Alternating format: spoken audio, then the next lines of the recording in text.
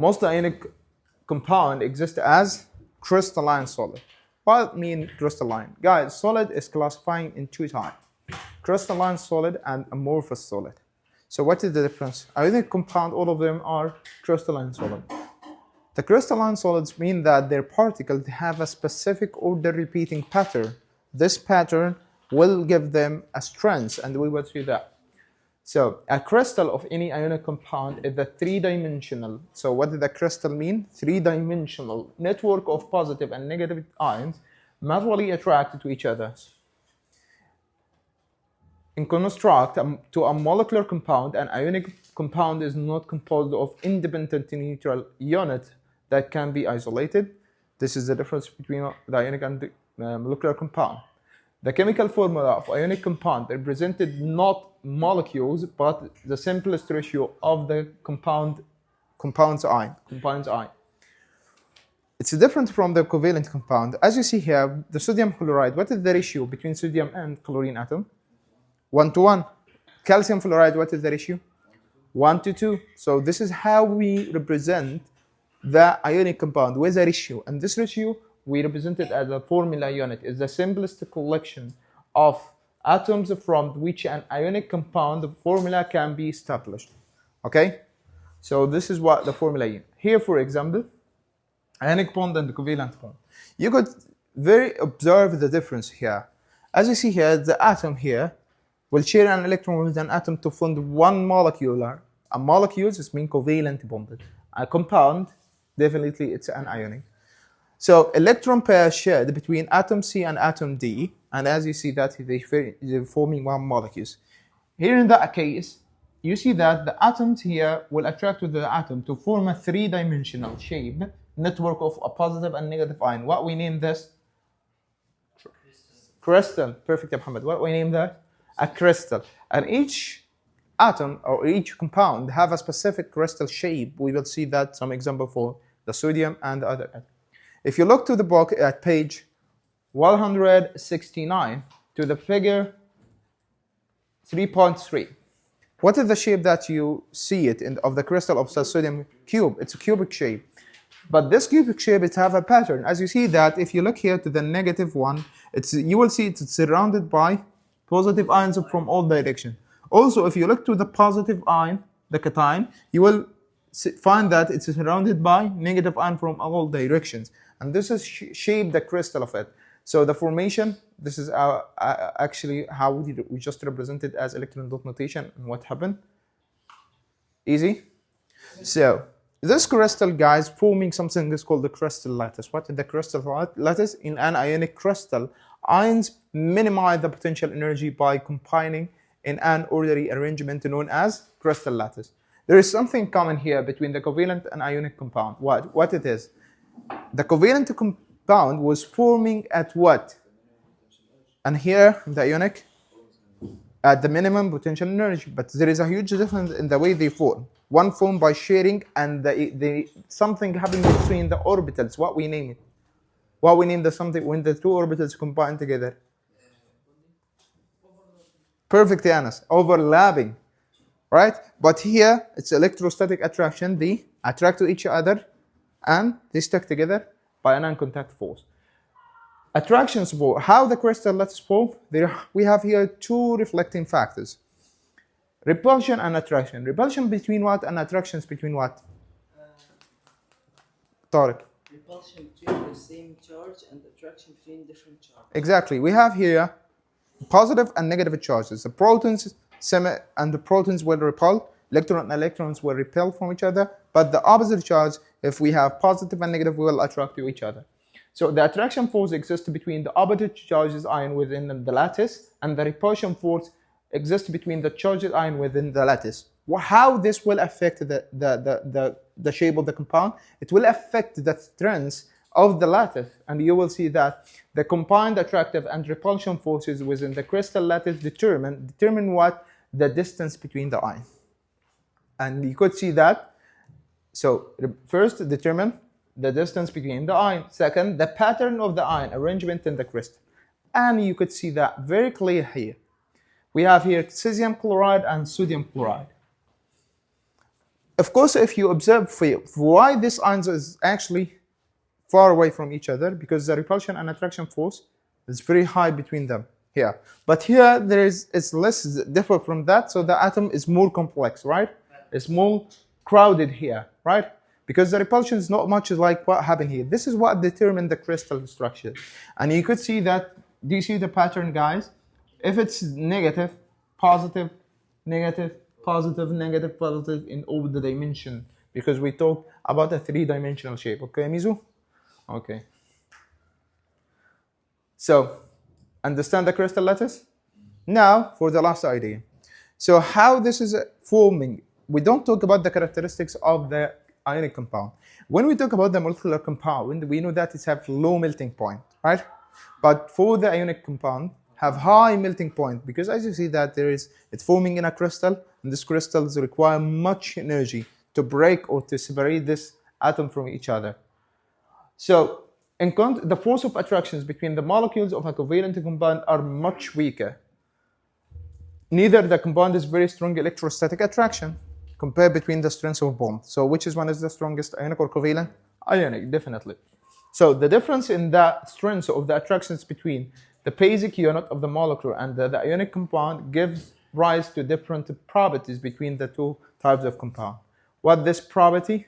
First, molecular compounds have relatively weak forces between individual molecules. So this will be easy to melt or harder to melt it. Easy. This is mean it have low melting point. So they melt at low temperature. The strong attractions between the ion and an ionic compound gives the ionic compound some characteristics properties listed below. First, very high melting point. Hard but brittles. What I mean by brittles? Brittles, Ali. Yeah, it's could crush or shatter it very easily. Like have you ever seen the rock of sodium chloride in the shoreline? If you hold the sodium chloride, that's a table salt as a rock, and you just crush it in your hand, it will crush. So it's hard, but at the same moment, it's a brittle. It's brittle. So here, the molecular compound have relative weak forces between individual, as we said. So the last property here, not electrical conductor in the solid state because the ions cannot move. What does that mean?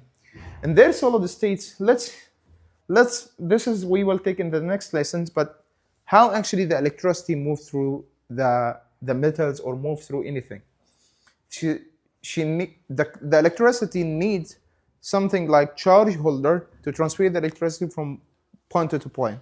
This something must to be free to move. So if we have an example of a metal, okay, don't worry, we will represent this. Of copper, the common use one. So represent of atoms of copper, right? A lot of atoms of copper in the wire.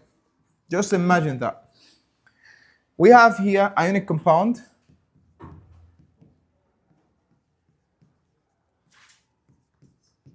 As a salt, solid salt, of course, NaCl.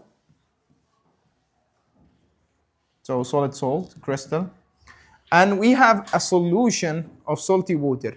So we take the sodium chloride and we dissolve it in a solvent like water. It forms some Na positive and Cl negative. And the metal, it's surrounded by electron. This is called the delocalized electrons.